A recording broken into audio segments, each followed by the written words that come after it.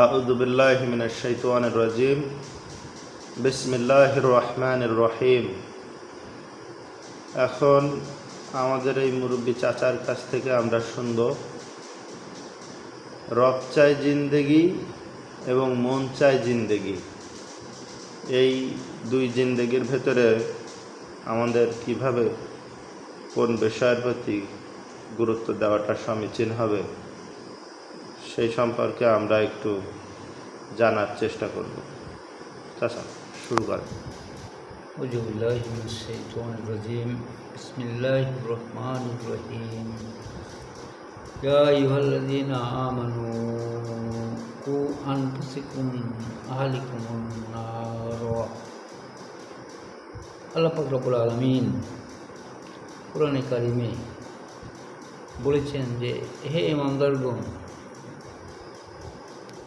তুমি নিজে বাঁচার চেষ্টা করো, তোমার আহলে বর্গ, তোমার মহল্লাবাসী, এলাকাবাসী, দেশবাসীকে বাঁচাবার চেষ্টা করো জাহান্নামের আগুন থেকে। এখন এই জাহান্নামের আগুন থেকে বাঁচার জন্যে ঈমানদারদেরকে ডেকেই আল্লাহ পাক বলেছেন।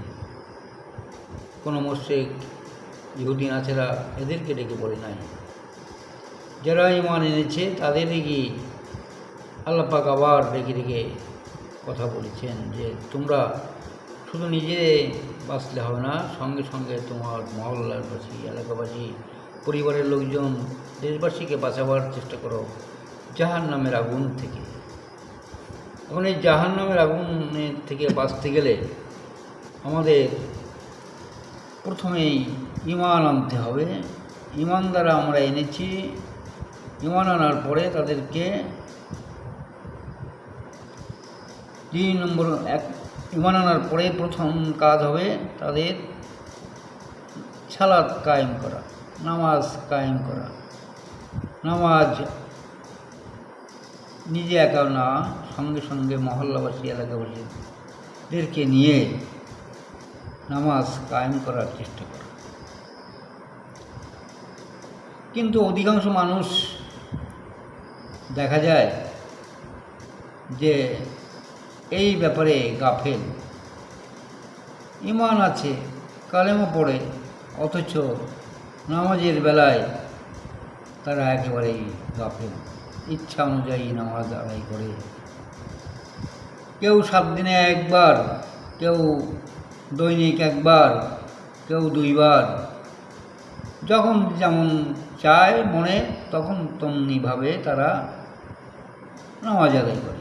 কিন্তু এটা তো আল্লাহ পাকের দাবি নয়। আল্লাহ পাকের দাবি হচ্ছে 5 ওয়াক্ত নামাজ আজানের সঙ্গে সঙ্গে, এহতেমামের সঙ্গে, পূর্ব প্রস্তুতি নিয়ে আজানের সঙ্গে সঙ্গে যে নামাজে হাজির হওয়া। এটা হচ্ছে আল্লাহ পাকের দাবি। আর এটা হচ্ছে নামাজ কায়েম করা, নামাজ পড়া, বাঁচানোর চেষ্টা করা মানুষকে। যে আয়াতের কারিমায় বলা হয়েছে যে নিজে বাঁচো, সবাইকে বাঁচাবার চেষ্টা করো। কিন্তু এইখানে মানুষ আজকের অত্যন্ত গাফেল। তারা দেখা যায় যে মন চাই জিন্দেগি হিসাবে মনে যেটা চাইল, সপ্তাহে 1 দিন গেলাম জুম্মার দিনে, বাকি দিনগুলোয় কেউ 1 ওয়াক্ত নামাজ পড়লো, কেউ 2 ওয়াক্ত পড়লো, কেউ 3 ওয়াক্ত পড়লো, আবার কেউ বাড়িতে পরে দিয়ে নিজের মন মতন পড়লো। এইগুলো সব হচ্ছে মন চাই জিন্দেগি। কিন্তু এই মন চাই জিন্দেগিতে আল্লাহ রাব্বুল আলামিন সন্তুষ্ট নয়। এই জন্য এখানে আমাদেরকে রব চাই জিন্দেগির অভ্যাস করতে হবে। রব চাই মানে মহান প্রভু আল্লাহ রাব্বুল আলামিনের বিধান অনুযায়ী এবং তার হুকুম অনুযায়ী আমল করার চেষ্টা করার নাম হচ্ছে রব চাই জিন্দেগি। এখন এই রব চাই জিন্দেগি যদি আমরা আমল করতে পারি তাহলে দেখা যাবে দুনিয়াও শান্তি, পরকালেও মুক্তি। আর যদি আমরা রব চাই জিন্দেগি বাদ দিয়ে মন চাই জিন্দেগির আমল করি তাহলে দুনিয়াও অশান্তি, পরকালেও কঠিন আযাবের ভিতরে নিক্ষিপ্ত হতে হবে। এই জন্য আমাদেরকে সর্বসময় মন চাই জিন্দিগি পরিত্যাগ করে রব চাই জিন্দিগির আমল করতে হবে। রব চাই জিন্দিগি আমল করলে মহান আল্লাহ রাব্বুল আলামিন সন্তুষ্ট হবেন, রাসূল পাক সাল্লাল্লাহু আলাইহি সাল্লামের সন্তুষ্ট হবেন, বিধায় আমাদের দুনিয়া এবং আখিরাত মঙ্গল হবে। আর যারা মন চাই জিন্দিগির আমল করবে, এটা হচ্ছে মূলত হচ্ছে এখানে ইবলিসের খপ্পর, ইবলিসের ধোঁকা। তার এই ধোঁকার ভিতরে থেকে মন চাই জিন্দিগির আমল করে, কখনো পড়ে কখনো পড়ে না, যখন চাইলো মনে তখনই পড়ল। এইগুলো হচ্ছে সব ইবলিসের ধোঁকা। এই ইবলিসের ধোঁকার থেকে আমাদেরকে বেরিয়ে আসতে হবে। যদি বেরিয়ে আসতে পারি তাহলে কেবল দুনিয়া এবং আখিরাত আমাদের জন্য কল্যাণ হবে। এই কল্যাণটাই আমাদের সকলেরই কাম্য। এই কামনা আমাদের সকলেই থাকতে হবে।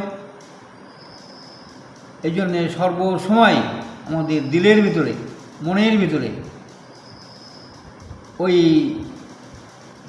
রব চাই জিন্দিগির অভ্যাস, সেটা হবে রাসূল পাক সাল্লাল্লাহু আলাইহি সাল্লামের দেখানো পথ, দেখানো তার অনুসরণ এর মাধ্যমেই রব চাই জিন্দিগির বাস্তবায়ন হবে।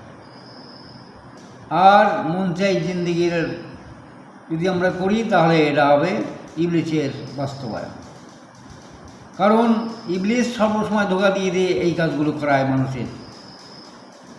এই জন্য এটাকে বলা হয়, আমরা বলি যে এটাকে মন চাই জিন্দিগি। এই মন চাই জিন্দিগি পরিত্যাগ করতে হবে। যদি করতে পারি তাহলে দুনিয়াও মঙ্গল, পরকালেও কল্যাণ। আল্লাহ পাক আমাদের সকলকে এই জিন্দিগির উপরে আমল করার তৌফিক দান করুক। আল্লাহুম্মা আমিন। আমিন।